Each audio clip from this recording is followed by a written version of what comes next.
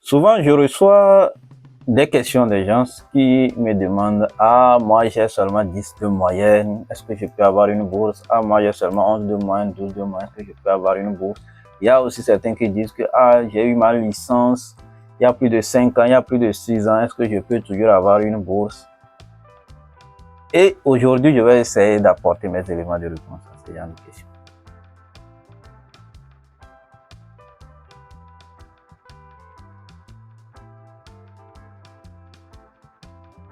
Bienvenue sur notre chaîne Le Progresseur. Moi, c'est Auraleo, ingénieur de conception génie électrique et titulaire d'un doctorat en génie chimique et technologique. Souvent, les gens se limitent dans leur tête. Et ça fait qu'ils ne prennent même pas l'initiative de tenter d'abord, avant qu'on ne dise que ils n'ont pas mérité ou quoi que ce soit. La première chose que je veux mentionner, il faut savoir que les bourses ont des critères d'attribution.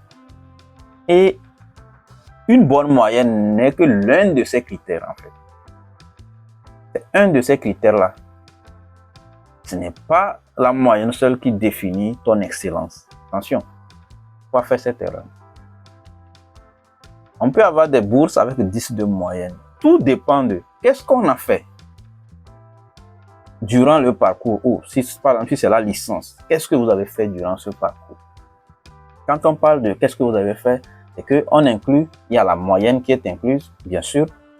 Il y a aussi quelle initiative vous avez prise. Dans quoi vous étiez impliqué. Tout ça là, ça va jouer à votre avantage en fait. Est-ce que vous avez fait des stages? Si oui, sur quel projet vous avez travaillé durant ces stages? Quelles compétences vous avez développées? C'est tout un CV qu'on va regarder. Et il y a même des bourses où on va faire de l'interview et tu vas prouver tes compétences. Parce que le CV dit un peu seulement sur soi. Qui tu es réellement, ça va jouer. Donc arrêtez de penser que vous avez 10 de moyenne, vous avez 11 de moyenne, ça ne peut pas. Non, mais vous avez fait des choses, vous avez fait des réalisations. Essayez de mettre vos atouts en avant. C'est ce qui compte le plus en fait. Si vous vendez moins cher, on va vous acheter moins cher. La moyenne n'est que l'un des critères. Lorsque vous voyez que la moyenne ne place pas à un niveau où vous pensez, essayez maintenant de voir les autres atouts que vous avez. Tout ce que vous avez réalisé, essayez de sortir ça. Et puis il y a des gens qui ne savent même pas quand ils réalisent des choses extraordinaires. Et c'est très grave. Parce qu'ils sont aveuglés par des comparaisons qui n'ont pas de sens en fait. Et donc ils ne savent même pas quand ils font quelque chose qui est très recherché ou bien qui est très extraordinaire, qui peut être classé dans le top des choses en fait. Essayez de revoir tout ce que vous avez fait. Il en est de même pour ceux qui ont quitté, par exemple, après la licence, peut-être en 2016, en 2017. Maintenant, ils ont envie de retourner sur les bancs pour faire un master, mais ils veulent des bourses, mais ils sont limités dans la tête. Ils ne prennent même pas le courage de tenter d'abord de postuler. C'est le même scénario en fait. Depuis que vous avez quitté les bancs, qu'est-ce que vous avez fait? C'est ça qui compte. Ce n'est pas l'année que vous avez quitté. Maintenant, on peut limiter l'âge.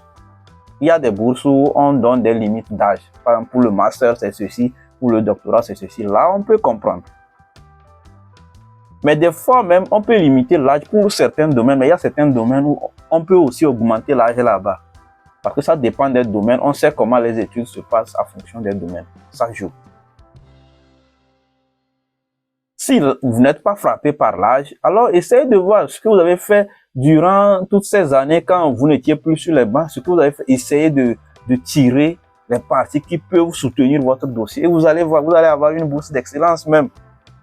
Les gens vont se demander, comment il a fait, mais il n'y a pas de secret en fait. Il faut juste être stratégique en fait. Il faut juste essayer de mettre en avant les atouts qu'on a. C'est ça en fait. Il n'y a rien de caché.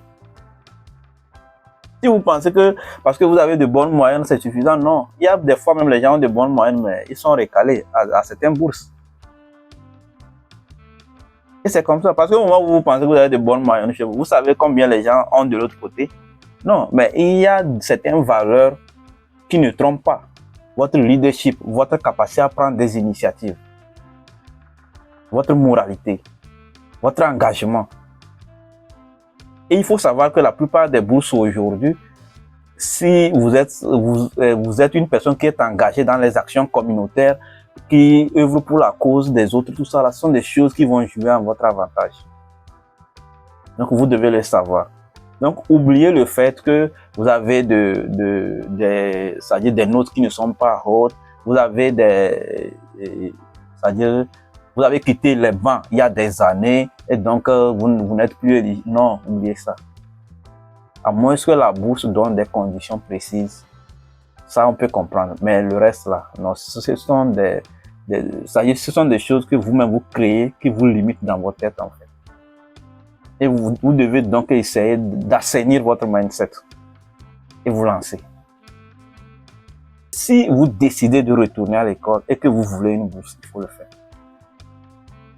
Je parle sur ce sujet parce qu'il y a des gens qui ont envie de retourner sur les bancs et qui ont envie d'aller étudier à l'extérieur, dans un autre pays, tout ça. Mais ils n'ont pas les moyens. C'est pour ça que je parle de ça. Mettez en avant tout ce que vous avez fait durant ces années, quand vous avez quitté les bancs. Mettez en avant ce que vous avez fait durant votre parcours, même si vous avez une moyenne de 10, même si vous avez une moyenne de 11. C'est un tout. C'est une pondération qui va jouer à votre avantage.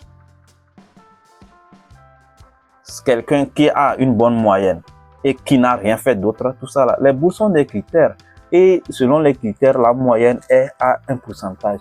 Le leadership a un pourcentage. Les compétences ont un pourcentage. Et puis, tout le dossier que vous allez soumettre, la manière dont vous allez le rédiger, tout ça là, ça va jouer. Donc, il y a encore de la chance. Ne pensez pas que vous ne pouvez pas. Non, oubliez ça. Donc, c'est ce que je voulais vous dire aujourd'hui. Prenez vos dispositions, essayez de repérer des bourses dans votre domaine et tentez. Tant qu'on ne fixe pas une moyenne limite, on ne dit pas que pour cette bourse-là, il faut avoir une moyenne de tel, tout ça là. Tentez en fait. Vous pouvez en avoir, vous pouvez gagner une bourse. C'est possible. Donc, on se dit à plus et passez un excellent week-end. Surtout, n'oubliez pas, pariez toujours sur vos rêves. Et quand on parie sur ses rêves, qu'est-ce qu'on fait? On essaie d'être en action. On ne peut pas dire qu'on parie sur ses rêves et puis on a peur de tenter. Il ne faut pas avoir peur de l'échec. Il faut toujours tenter. Si tu ne tentes pas, comment tu saurais ça va marcher ou pas? Il y a des gens qui ont honte d'échouer. Mais ça veut dire que vous n'allez jamais réussir peut-être. Mais la seule fois que vous allez réussir, peut-être que bon, c'est par magie ou bien par hasard en fait. Mais si vous voulez contrôler le succès, vous voulez contrôler ce que vous allez gagner, là où vous allez gagner, tout ça, là, vous devez prendre le risque de tenter. Après réflexion, bien sûr. Mais vous n'allez pas réfléchir tout le temps aussi. Vous réfléchissez, vous prenez des décisions et puis vous tentez. Si ça marche, c'est bon, ça ne marche pas, vous ajustez et puis vous tentez. Comme je l'ai dit dans la vidéo précédente concernant ChatGPT. Il faut à un moment donné utiliser l'apprentissage par renforcement. Vous tentez, si ce n'est pas ça, alors vous ajustez, vous tentez, vous ajustez, vous tentez, et puis ça va marcher. Ça finit par marcher en fait. Mais si vous ne tentez pas, vous ne saurez pas. Merci beaucoup et n'oubliez pas de partager le lien de la chaîne. Et partager avec vos amis pour que la famille puisse s'agrandir.